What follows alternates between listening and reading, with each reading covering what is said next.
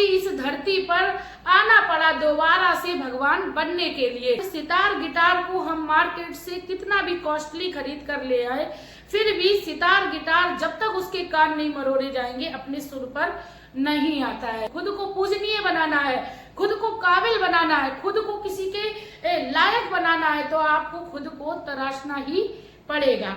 Face bigger problem मतलब आपको अपने सामने बड़ी बड़ी समस्याओं को लाना पड़ेगा। दोस्तों, पढ़ने के लिए कुछ लिख डालिए, लिखने के लिए कुछ कर डालिए।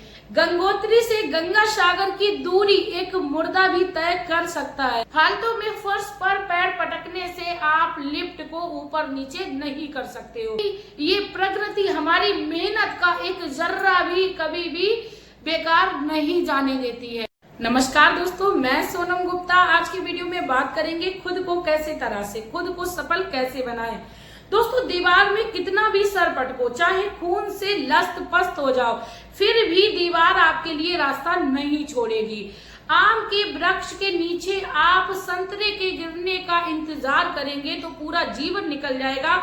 आप अपने भाग्य को कोसते ही रहोगे, फिर भी उस आम के वृक्ष के नीचे से संतरा नहीं गिरेगा। नहीं समझे? मतलब आपको अपने जीवन में सफलता को पाना है तो खुद को तराशना है।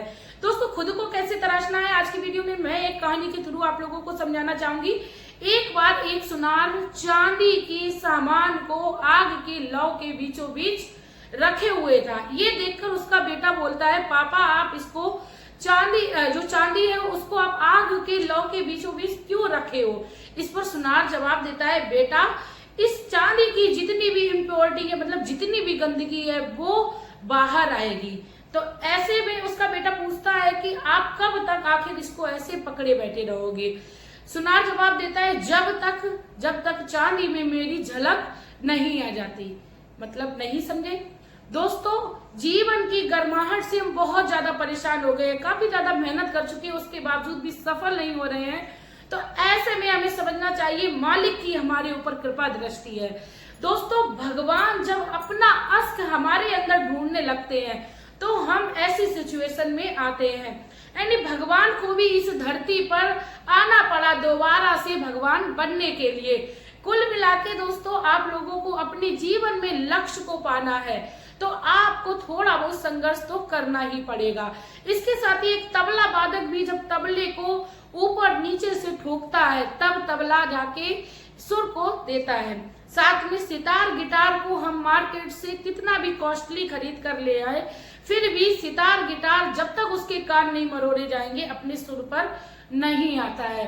तो दोस्तों, आप लोगों को मैं इन सब बातों के जरिए से ये समझाना चाहती हूँ कि अपने जीवन में आप सोचने को एक साइड रखकर अपने जीवन में कर्मों को करने लगे तो आप अपने लाइफ में सफलता की सीढ़ी को चढ़ने लगेंगे। तो चलिए दोस्तों, बात करते हैं उन 3 ट्रिक्स के बारे में जिससे आप अपने जीवन में सफल ही नहीं बल्कि एक कामयाब और बड़े आदमी बनोगे। दोस्तों, उससे पहले मैं आप लोगों से रिक्वेस्ट करना चाहूंगी कि प्लीज आप लोगों को वीडियो अच्छी लगे तो प्लीज वीडियो को लाइक करिए, चैनल को सब्सक्राइब करिए, मेरे मोटिवेशन के लिए और खुद की मोटिवेशन के लिए एक प्यारा सा कमेंट करिए। दोस्तों, पहला जो ट्रिक है वो हमें कामयाब बनाता है, क्योंकि एक जब पत्थर को तराशा जाता है यानी पत्थर को काटा पीटा जाता है तब जाके एक मूर्ति को तैयार किया जाता है। यानी खुद को पूजनीय बनाना है, खुद को काबिल बनाना है, खुद को किसी के लायक बनाना है तो आपको खुद को तराशना ही पड़ेगा।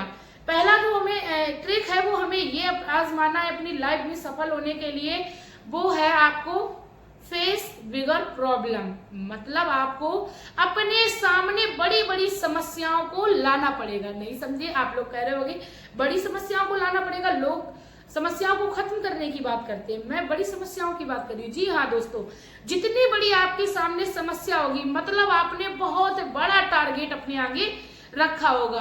दोस्तों, जिसके आगे समस्याएं ही नहीं होंगी वो कुछ लाइफ में अपने लिए कुछ सोच ही नहीं रहा होगा। यानी समस्याएं भी उसी के सामने आती है जो काम आगे करने के लिए एक चाहत रखता है। दोस्तों, रोड पे चलना कोई बड़ी बात नहीं है, मैराथन दौड़ने के लिए हमें कुछ तो प्रयास करना ही पड़ेगा। दोस्तों, वनडे मैच में 100-120 रन बनाना कोई बड़ी बात नहीं है, लेकिन वहीं पर हमारे सामने 400-450 का टारगेट टारगेट रखा हो तो कुछ तो मेहनत करनी पड़ेगी। इसी के साथ दोस्तों, यदि हमें हमारी लाइफ में एग्जाम में पास होना है तो पास होना है तब तो ठीक है, कोई दिक्कत नहीं है, लेकिन 90 से ऊपर परसेंटेज हमें बनानी है तो कुछ तो मेहनत हमें करनी पड़ेगी। तो कुल मिला के आप लोगों को अपनी लाइफ में यदि सफल होना है तो, और आपको इस दुनिया में एक ट्रिक भी चल रहा है कि अपनी लाइफ को यदि आपको जीना है, एक आपको अपना सिर्फ और सिर्फ मजबूत बनाना है तो आप अपनी लाइफ को ऐसा ही चलने दें। दोस्तों, पढ़ने के लिए कुछ लिख डालिए, लिखने के लिए कुछ कर डालिए। गंगोत्री से गंगा सागर की दूरी एक मुर्दा भी तय कर सकता है। मजा तो जब आता है जब गंगा सागर से गंगोत्री की दूरी को तय किया जाता है। मतलब एक नाविक जब विपरीत धारा में चलाकर अपनी नाव को किनारे तक ले जाता है तब उसकी महानता होती है। यानी दोस्तों, हमें अपने जीवन में संघर्ष और समस्याओं को देखकर कभी घबराना नहीं चाहिए। जितनी बड़ी समस्या होगी उतनी बड़ी हमारे लिए कामयाबी होगी, समस्या चाहे छोटी हो चाहे बड़ी, कुल मिला के हमें आदमी तो बड़ा ही बना देती है। दोस्तों, लाइफ में हमें अपने दूसरा जो ट्रिक है वो फॉर्मूला ये आजमाना चाहिए, ऑलवेज बी हैप्पी।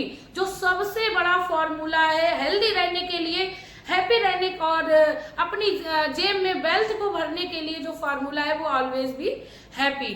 बचपन में छोटे थे, खिलौने के लिए रो गए, खिलौना मिल गया, खिलौना टूट गया, फिर रो दिए। थोड़े बड़े हुए, रिमोट गाड़ी मांगी, उसके सिग्नल टूटे, रो दिए। थोड़े और बड़े हुए, 5 लाख की गाड़ी ली, उसका बम्पर टूटा, उसके लिए रो दिए। थोड़े और बड़े हुए, मर्सिडीज ली, टकरा गई, फिर रो दिए। यानी कुल मिला के इंसान ने अपनी लाइफ को सिर्फ और सिर्फ रोना रोना रोना इसमें बदल रखा है। रोने से काम नहीं चलता दोस्तों। खिलौने जो हैं वो एक दिन डिस्ट्रॉय होने ही है, उससे भी ज्यादा कीमती आपके आंसू हैं, तो आपको अपने आंसुओं को बचा के रखना चाहिए। दोस्तों, जब हम किसी भी समस्या को खुशी खुशी फेस करते हैं, क्योंकि हमें अपनी लाइफ में एक ट्रिक को हमेशा ही रखना चाहिए, एक कहावत को अपने अंदर उतार लेना चाहिए। कभी भी हमें भगवान से ये प्रार्थना नहीं करनी है भगवान हमारे सामने समस्याएं ना आए, बल्कि भगवान से हमें ये प्रार्थना करनी चाहिए, हे मालिक हमें समस्याओं से लड़ने की शक्ति प्रदान करो। दोस्तों, जब हम think positive to be positive, जब हम अच्छा सोचते हैं तो अच्छा होता है। दोस्तों, कभी भी हमें अपनी खुशी के लिए दूसरों को रुलाना नहीं चाहिए। तीसरा जो लास्ट ट्रिक है वो है पेशेंस। अपनी लाइफ में हमेशा ही हमें पेशेंस रखना चाहिए। दोस्तों, यदि कोई बच्चा कहीं अपनी लाइफ में सफल होने के लिए परीक्षा देने गया है तो वो परीक्षा देके आ गया, उसका कर्म था, उसने कर लिया। अब जो रिजल्ट है वो उसको नहीं, उसके मालिक का काम है। यदि आप किसी लिफ्ट पर चढ़े हो तो आपका काम था उसको बटन को दबाना, अब जो काम है वो मशीन का है। फालतू में फर्श पर पैर पटकने से आप लिफ्ट को ऊपर नीचे नहीं कर सकते हो। एक किसान खेती को करके यानी अपनी फसल को उगाकर, बीज डालकर, खाद पानी को देकर घर में आ जाता है, उसके बाद उसको बार बार देखने का काम नहीं है, काम जो है वो मालिक का है। ऑटोमेटिक आप कर्म कर रहे हो तो आपको फल मिलना ही मिलना है। कभी भी ये प्रकृति हमारी मेहनत का एक जर्रा भी कभी भी बेकार नहीं जाने देती है। दोस्तों, कभी भी हमें अपने अंदर के पेशेंस को नहीं हारना चाहिए। एक बार की बात है कि एक बहुत बड़ा व्यक्ति था, उसके पास काफी कॉस्टली एक स्टैचू था। उस एक दिन मैंने देखा उस कॉस्टली स्टैचू को वो जोर से पटक कर जमीन पर तोड़ रहा था। ऐसे में मैंने बोला कि आप इतना कॉस्टली स्टैचू क्यों तोड़ रहे हो? तो ऐसे में उस इंसान का जवाब आता है कि जब भी मैं इसे 12-13 सालों से देखता था तो मेरे अंदर सिर्फ और सिर्फ एक ही डर रहता था कि कहीं ये टूट ना जाए, कहीं ये गिर ना जाए। तो आज मैंने उस डर को ही खत्म कर दिया, आज मैंने उस समस्या को ही खत्म कर दिया। तो आपको अपनी समस्याओं को खत्म करने का एक साधन ढूंढना है, ना कि आपको सिर्फ और सिर्फ तुरंत की सुविधा को देखना है। लाइफ में सफल होने के लिए हमें अपने जीवन में कुछ मोटिवेट होते रहना है। आपको लगता है मैंने आपको मोटिवेट किया है तो दोस्तों प्लीज आप लोग मेरे चैनल को पक्का सब्सक्राइब करिए, वीडियो को शेयर जरूर करिएगा और मिलते हैं नई वीडियो में नई के साथ। तब तक के लिए हंसते रहिए, मुस्कुराते रहिए। श्री हरि, जय हिंद।